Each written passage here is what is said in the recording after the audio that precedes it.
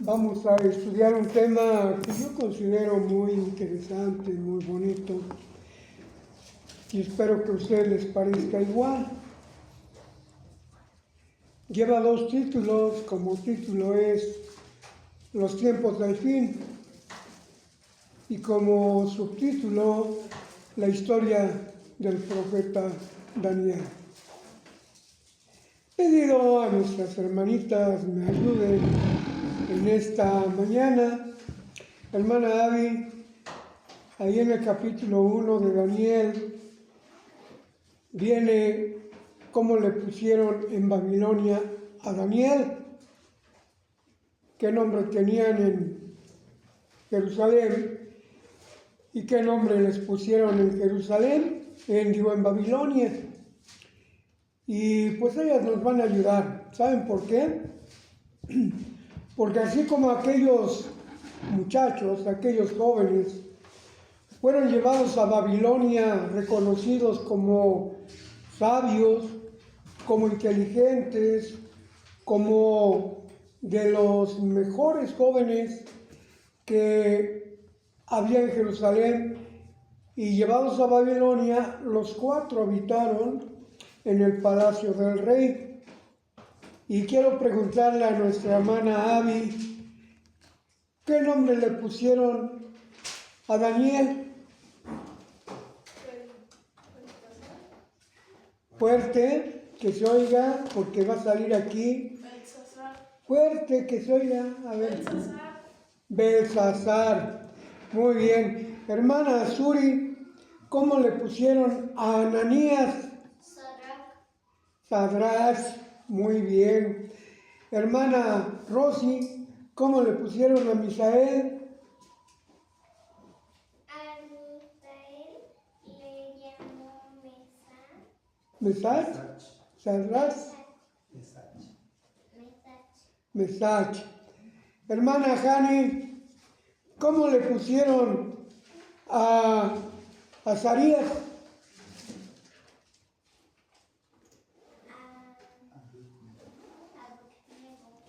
Abednego. ¿Saben por qué les pregunté a ustedes? Porque aquellos jóvenes que fueron llevados a Babilonia conservaron no solamente su nombre, no solamente sus costumbres, sino la confianza que sus padres les habían enseñado en Dios. Y a pesar de las circunstancias adversas en que vivieron estos jóvenes, conservaron su nombre, conservaron todo lo que ellos eran. Y así ustedes van a ser llevadas a otro mundo, no que ya sean llevadas cautivas a un país extranjero, sino que en sus escuelas les van a enseñar otras cosas, y ojalá ustedes conserven su nombre como hijas de Dios, conserven su cultura, sus enseñanzas y la confianza en Dios. Muy bien, estos jóvenes fueron un ejemplo en su tiempo para sus contemporáneos, pero también son un ejemplo para nosotros en nuestro tiempo, cuando ellos pusieron en práctica lo que ellos habían aprendido. Allá en el capítulo 1 de Daniel nos habla de cómo fueron llevados a Babilonia y puestos en el palacio del rey, y se negaron a comer de la comida que tenía el rey y que les daba a ellos como invitados, vamos a llamarle, porque reconocía que eran de los más inteligentes jóvenes que había en Babilonia. Salieron adelante y alcanzaron un reconocimiento de parte de quienes los cuidaban. En el capítulo 2 de Daniel nos habla de que Nabucodonosor tuvo un sueño y nadie de los sabios de Babilonia podía interpretarlo. Entonces, Iban a matar a todos los sabios. Y Daniel fue con los 3 jóvenes y se pusieron de acuerdo y le pidieron a Dios, y Dios les reveló ese sueño. Ese sueño consistía en que Dios le estaba mostrando a Nabucodonosor la historia del mundo. Por medio de esa estatua iba a haber 4 reinos universales mostrados ahí. Nadie lo podía revelar hasta que Dios se lo reveló a Daniel y a aquellos jóvenes. Y entonces viene la explicación. Daniel, al ser tomado por Dios y revelarle esto, le dijo: esa cabeza de oro eres tú, oh rey. Ya representaba a Babilonia. Después de ti se levantará otro reino. Estaba representado por los pechos que eran de plata. ¿Qué está a la altura del pecho, hermanos? Los brazos. Y esos brazos y ese pecho estaban formados ¿de qué? De plata. No iban a tener el mismo esplendor que el oro que Babilonia representado por Nabucodonosor, pero iba a ser igualmente valioso, pero iban a ser 2. La historia nos dice que después de Babilonia, los medos y los persas dominaron a Babilonia y tomaron el lugar de él en la historia de esos 4 reinos universales. 2 brazos, 2 reyes, no tan valiosos como el primero, pero igualmente valiosos y representados ahí. El vientre, hermanos, ¿qué es el vientre? No solamente es lo que sostiene el cuerpo, ¿verdad? El que le da fuerza al cuerpo, pero era de menor valor cualitativo que los 2 reinos anteriores. Ese reino estaba representando a Grecia, que es el que le dio la fuerza a esa estatua. ¿Acaso sabía Daniel lo que iba a venir después? No, simplemente Dios se lo reveló a él en ese momento. Y Daniel tuvo la fortaleza de explicarle a Nabucodonosor lo que significaba. ¿Por qué? Porque Dios se lo había revelado. Pero después la estatua en sus pies, ¿cuántos pies tenía la estatua? 2, pero los 2 estaban mezclados con barro cocido y hierro. Es una amalgama que es lógica, hermanos. ¿Se puede unificar el hierro con el barro cocido? No hay una aleación entre estos 2 materiales. ¿Qué es lo que representaba? Un 4 reino dividido en 2 partes. Y las 2 partes tenían este material, hierro mezclado con barro. ¿Qué significaba esto? Que iba a haber 2 épocas, 2 etapas, y las 2 etapas iban a tener ese distintivo mezclado, el hierro, que significaba el poderío militar, con el barro, que significaba las costumbres idólatras de esos países que los romanos habían conquistado. Y eso es la historia del mundo. En la actualidad, hermanos, ya pasó Babilonia, que terminó su reinado en el año 536. Ya pasaron los medos y los persas, que terminaron su poderío en el siglo V aproximadamente, por el año 400 de la era antes de Cristo.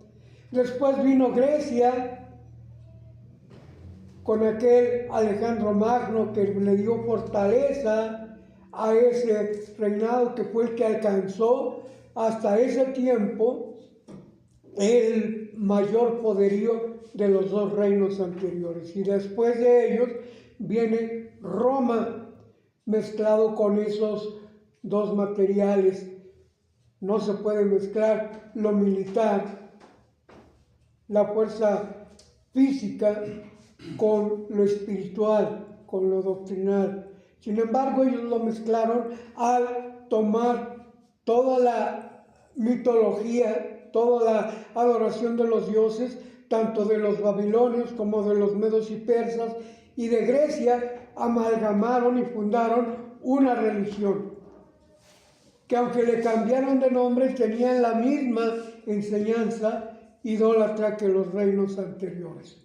También en el capítulo 2 nos habla de una piedra que descendió del cielo y derribó esa estatua, anunciando con esto que habría un quinto reino, pero ya no terreno, sino que derribaría a esos 4 reyes, y esa piedra representaba a Cristo Jesús. En el capítulo 3 nos habla de una muestra de la confianza y del poder de Dios, de la confianza en Dios y del poder de Dios para corresponder a esa confianza. Aquellos 3 jóvenes, repitan sus nombres, aquí ya no utilizan su nombre hebreo o judío o israelita, sino aquí ya los presenta el libro de Daniel con los nombres que les dieron en Babilonia. ¿Quiénes eran? Sadrach, Mesach y Abednego. Estos jóvenes fueron arrojados al lago, al horno de fuego. ¿Y qué les pasó, hermanos? ¿Quién los salvó? Dios envió un ángel y los protegió, de tal suerte que ni siquiera un cabello de ellos se quemó. ¿Y qué pasó con los que los arrojaron al horno? Murieron al instante abrazados por ese fuego de ese horno que fue calentado 7 veces más. Muy bien. Ahorita vamos a ver el capítulo 4, pero vamos a saltarnos al 6. Porque en el 6 nos habla de que Daniel también fue librado por la misma causa. Querían que adoraran a dioses extraños y ellos no quisieron. Aquellos 3 varones fueron arrojados al horno de fuego, pero Daniel, ¿a dónde fue arrojado? Al pozo de los leones. ¿Y qué le pasó a Daniel? Nada. Dios cerró la boca de los leones y no le pasó nada. ¿Y qué pasó con aquellos que acusaron a Daniel?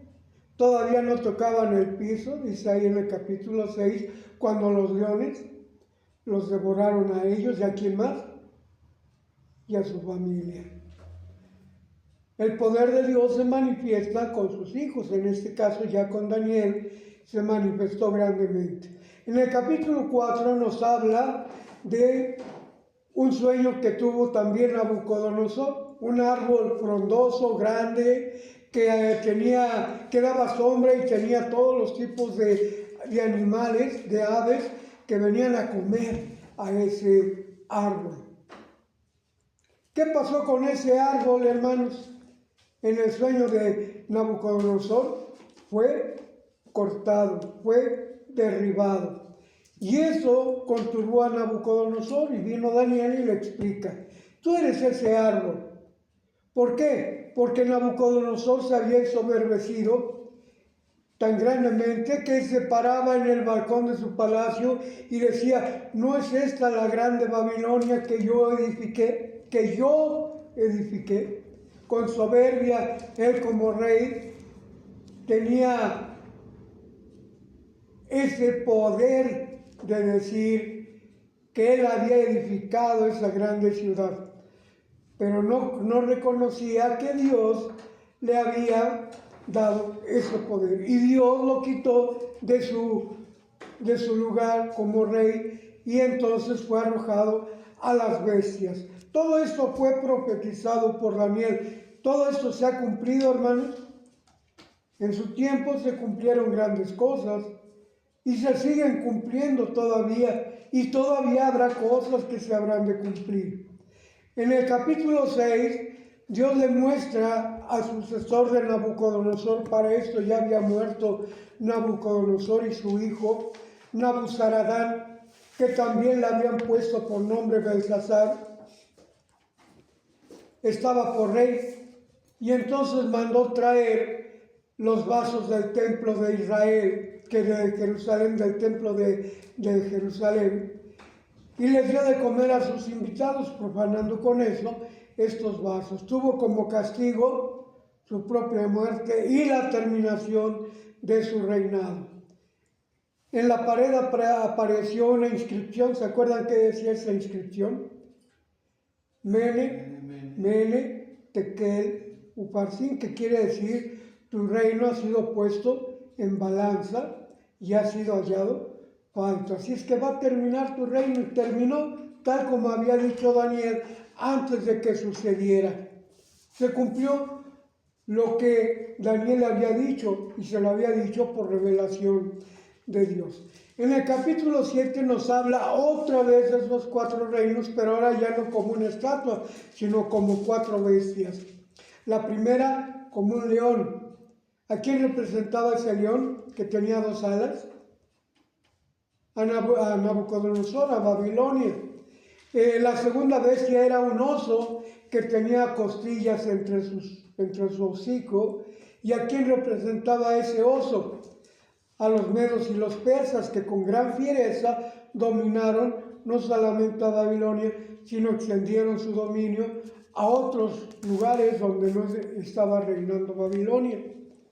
El tercer animal, la tercera bestia que aparece, es un leopardo, pero este leopardo tenía 4 cabezas. ¿Y cuántas alas? ¿No recuerdan?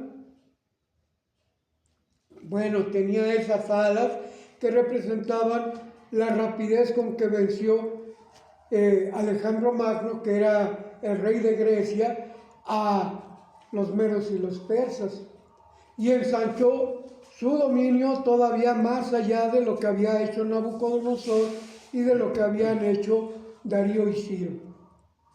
Y entonces, hermanos, la cuarta bestia está representada no con una descripción de un animal determinado, sino está representada como una bestia espantosa y terrible, que hollaba todo bajo sus pies y con sus dientes trituraba, desmenuzaba todo. Este cuarto reino, esta cuarta bestia, representaba a Roma, y se ha ido cumpliendo de manera matemática y exacta. Tenía 10 cuernos, y esos 10 cuernos, de esos 10 fueron derribados 3. Todo esto tiene una explicación, y no me voy a detener en este momento en explicar esta parte, aunque en otro momento ya lo hemos estudiado y lo seguiremos estudiando. Y se cumplió tal como Daniel había dicho. Y también, como en el capítulo 2, con el sueño de la estatua, aparece el quinto reino, ya no representado como una bestia. Los 4 reinos terrenales, mundanos, eran representados como bestias, pero el quinto reino, aquí en el capítulo 7, nos lo representa como un anciano de gran edad, que estaba vestido con lienzos finos, blancos, sus ojos brillaban como oro de un faz, dice ahí, su apariencia era majestuosa. Es el quinto reino, y es cuando se ponen los tronos que Dios tiene prometido, por ejemplo, a Pedro en el capítulo 16 de San Mateo: y vosotros os sentaréis sobre 12 tronos para juzgar a las 12 tribus de Israel. O sea, todo estaba representado exactamente, y Dios le dio la revelación a Daniel. En el capítulo 8 ya nos aparece, hermanos, 2 bestias, el carnero y el macho de cabrío. La diferencia entre el carnero y el macho de cabrío, ¿cuál es? Pues que uno es un cordero y el otro es un chivo, un cabrío, pero ya grandes, y luchaban entre sí. ¿A quién representaba ese carnero? A los medos y los persas. ¿A quién representaba ese macho de cabrío? A Grecia, que luchaban entre sí. Hubo una grande guerra ahí y se cumplió, hermanos, tal como decía, de este macho de cabrío surgió un cuerno que se elevaba hacia el sur, dice, ¿y quién está hacia el sur? De Grecia, que representaba al macho de cabrío, Israel. Hasta allá llegó el poder de este rey Alejandro, que siendo muy joven empezó a dominar al mundo en el año 21, empezó a gobernar Grecia en el año 21 y terminó su vida cuando él tenía, en el año 21 de su vida, cuando él tenía 31 años, murió Alejandro Magno. Esas 4 cabezas representan a los que le sucedieron en el trono a Alejandro Magno: Casandro, Lisímaco, Seleuco y Ptolomeo. Son las 4 cabezas. Se cumplió exactamente, hermanos, como Daniel le había dicho. Dios se lo reveló todo a Daniel.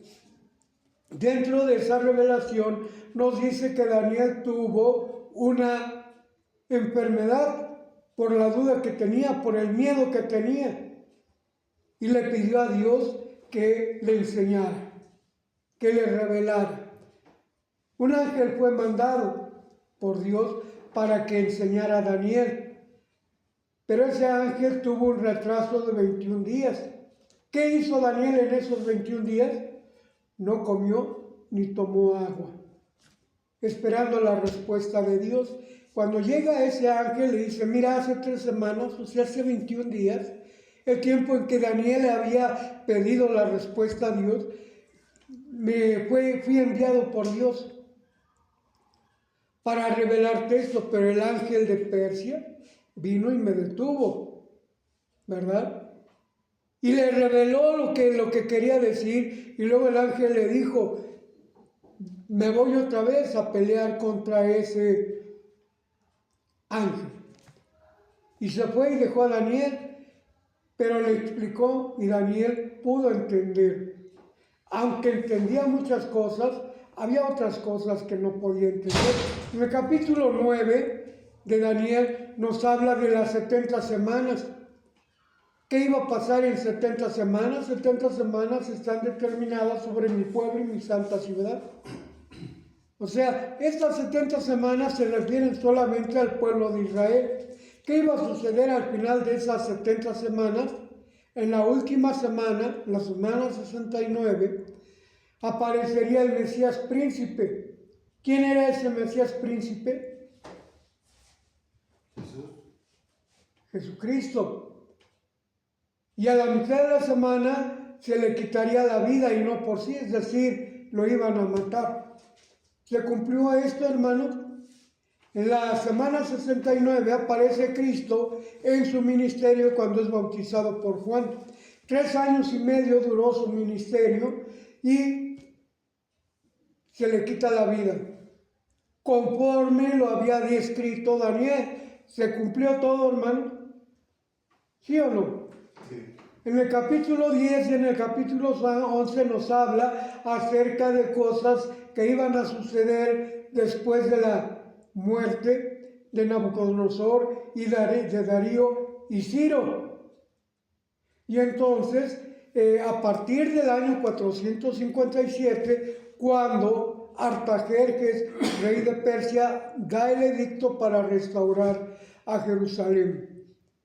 A partir de ahí, hermanos, empiezan a contar las 70 semanas, que nos lleva exactamente al año 26, donde empieza la semana 69. Termina en el año 33. En el año 30 muere Cristo y en el año 33 se cumplen las 70 semanas. ¿Qué sucede cuando se cumplen las 70 semanas? Si estaba determinado el tiempo solamente sobre Israel, sobre Jerusalén y la santa ciudad, ¿verdad? Al pueblo de Israel le correspondía cumplir esas 70 semanas. ¿Qué sucede? Cuando Cristo empezó su ministerio, le dice a sus discípulos, ¿sí?, id primeramente a las ovejas perdidas de la casa de Israel. En ciudades samaritanos no entréis ni vayas a ningún otro lado, solamente lleva este mensaje al pueblo judío. Cuando se cumplen las 70 semanas, entonces empieza la predicación a todos los gentiles, iniciando por Cornelio, capítulo 10 de Hechos de los Apóstoles. Hasta ahí todo va concordando exactamente como dijo el profeta Daniel. Claro, revelado por Dios. Pero ahora vamos a lo más interesante de esto, hermanos, el capítulo 12 de Daniel. En el capítulo 12, hermanos, hay todavía muchas dudas. Ya termina la profecía acerca de Nabucodonosor, de Darío y Ciro y de Alejandro Magno con sus reinos.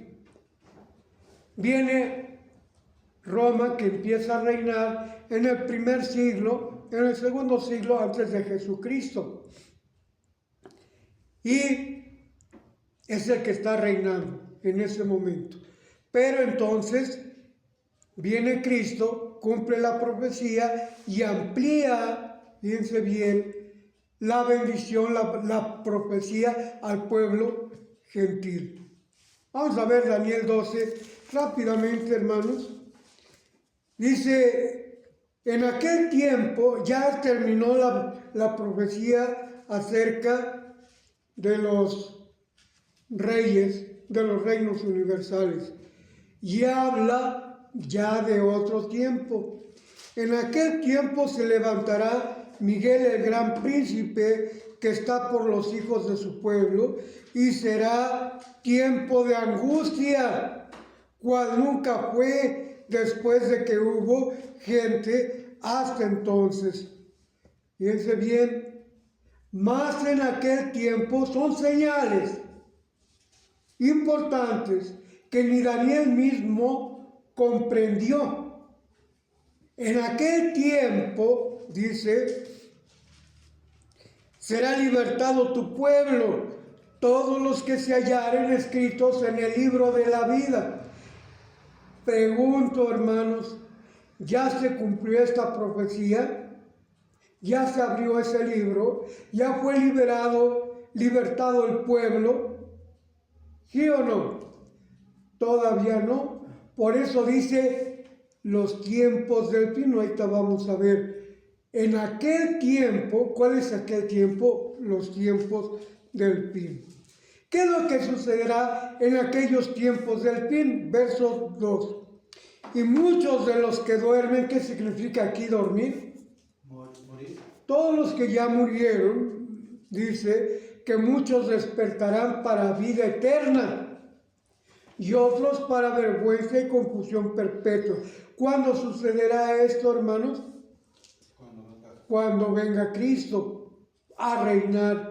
Esa piedra que desciende del cielo, ese anciano de grande edad que representa ese reino, empieza cuando aquellos que duermen serán levantados, unos para vida eterna y otros para vergüenza y confusión.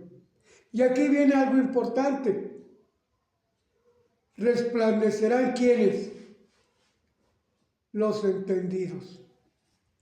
¿Quiénes son los entendidos? Los que tienen la revelación de parte de Dios. Aquellos que entienden las profecías que Dios le mandó a Daniel.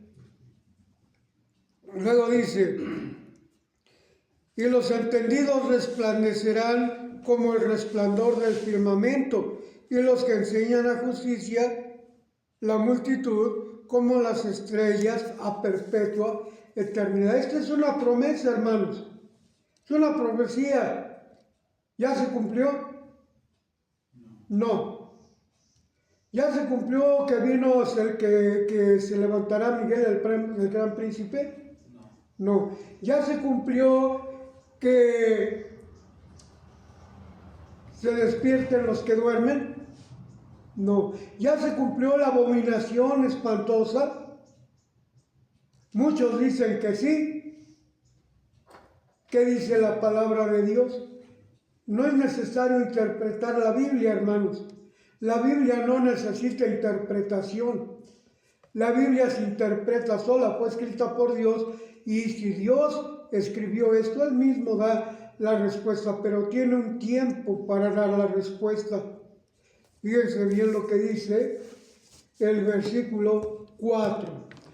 Tú pues, Daniel, porque Daniel no entendía, tú empero, Daniel, cierra las palabras y sella el libro. ¿Cuál libro, hermanos?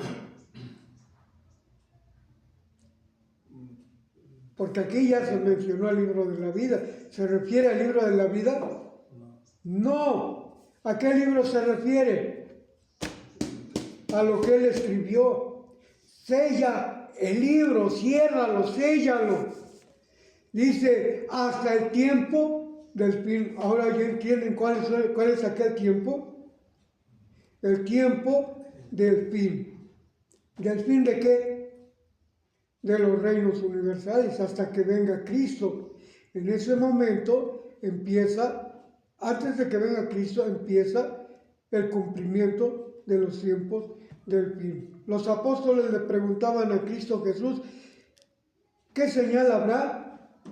De tu venida y del fin del mundo.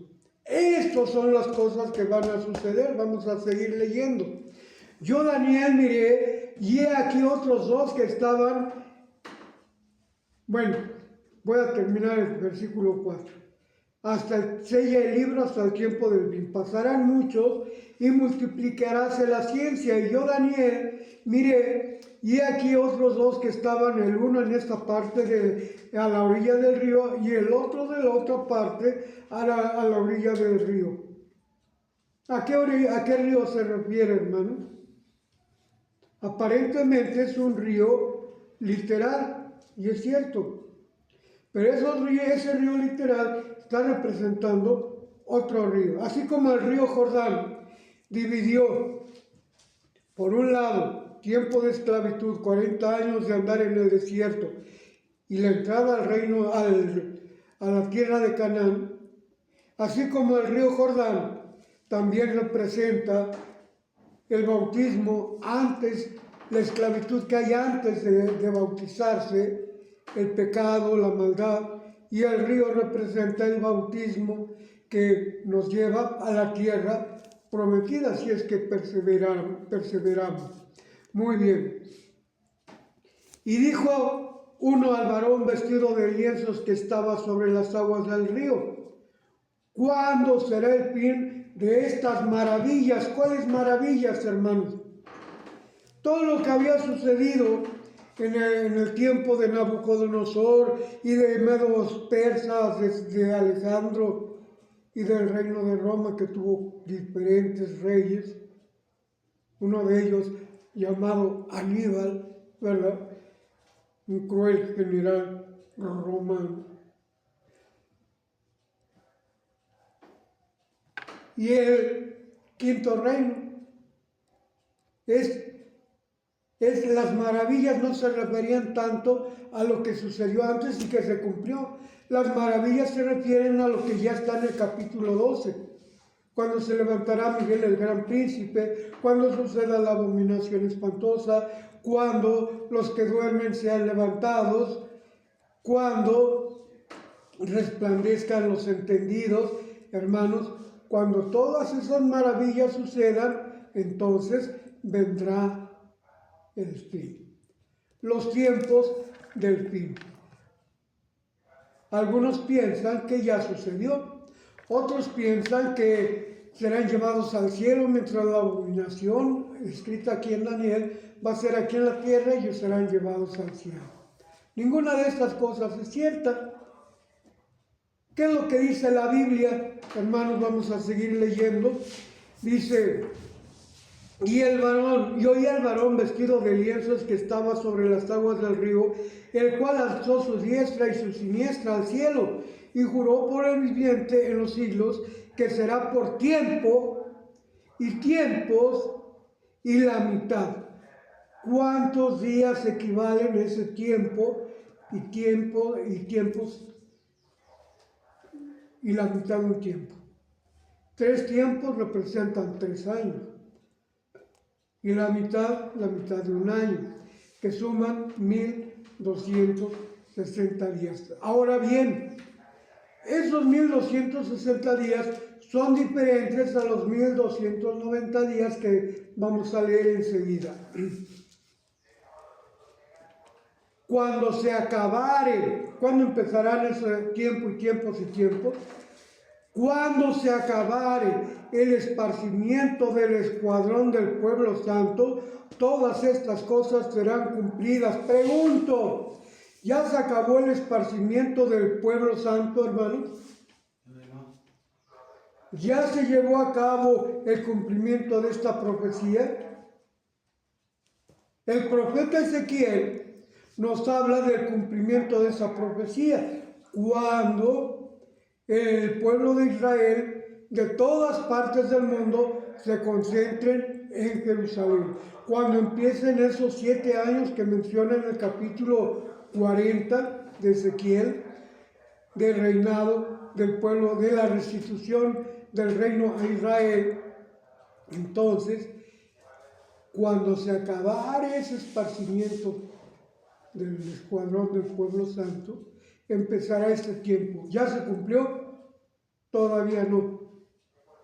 ¿Cuándo se cumplirá? Vamos a ver lo que sigue diciendo el profeta Daniel. Y yo oí, mas no entendí, y dije, Señor mío, ¿qué será el cumplimiento de estas cosas? Daniel tenía el Espíritu de Dios, ¿sí o no? Tenía la sabiduría de Dios, ¿sí o no? Era un profeta consagrado a Dios, ¿sí o no? Y con todo y eso, con todo y que Dios le había revelado las cosas, Daniel no entendía lo que nos sucede a nosotros, ¿no? ¿Sí o no? Dios nos ha revelado muchas cosas, pero no entendemos. Y dijo aquel varón que estaba sobre el río, anda Daniel, que estas palabras están cerradas y selladas. ¿Hasta cuándo, hermanos? Pues bien, les voy a decir algo. Si tienen duda, quizá ustedes no tengan duda, pero alguno que llegue a tener duda, lea lo que sigue. ¿Y qué es lo que sigue? Cierra el libro, ya no lo abra. Será abierto hasta el tiempo del cumplimiento. Ahora, hermanos, es el cumplimiento de todas las cosas que están escritas. Verso 10. Muchos serán limpios y emblanquecidos y purificados, mas los impíos obrarán impíamente, y ninguno de los impíos entenderá, pero entenderán los entendidos. ¿Quiénes son los que van a entender, hermanos? Los entendidos. El apóstol Pedro, cuando habla de Pablo, dice que los indoctos y constantes tuercen lo que escribió Pablo para su propia perdición. Aquellos indoctos, aquellos inconstantes, aquellos ignorantes, tuercen las escrituras para su propia perdición.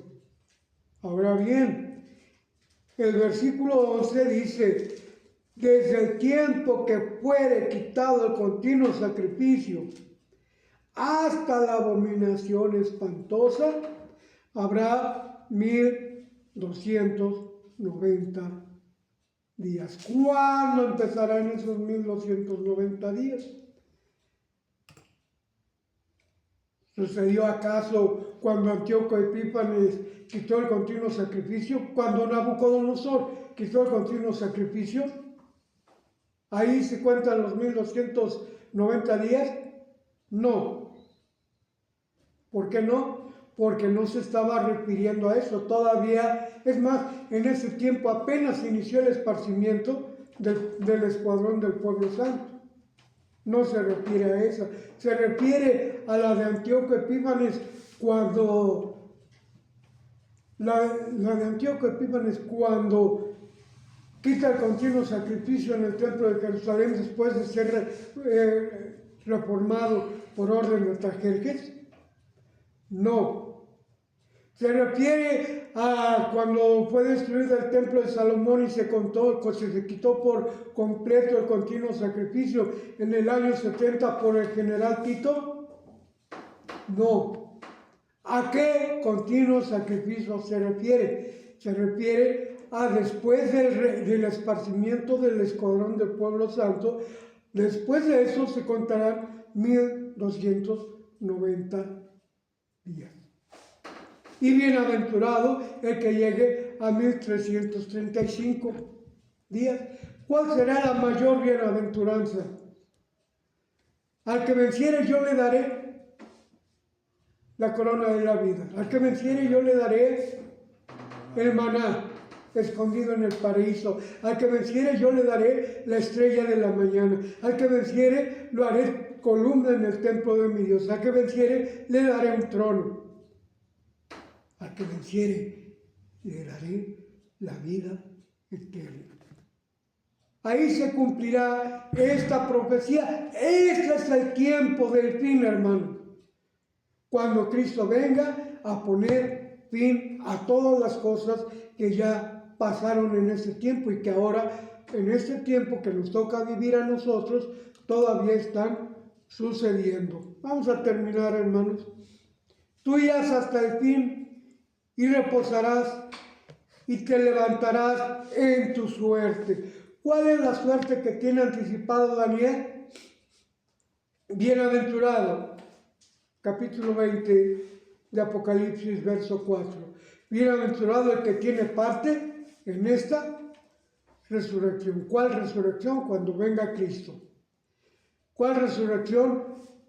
Los que despertarán para vida eterna.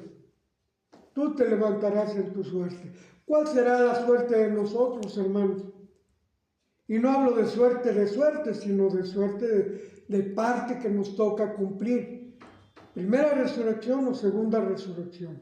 Para vida eterna o para vergüenza y confusión perpetua. Eso es lo que nos toca determinar a nosotros. Esta es la palabra de Dios, hermanos. Muchos podrán estar de acuerdo y muchos no podrán estar de acuerdo. Lo único que yo digo es esto. ¿Dios tiene la razón, sí o no? Amén. ¿Tiene la sabiduría, sí o no? ¿Qué nos toca a nosotros?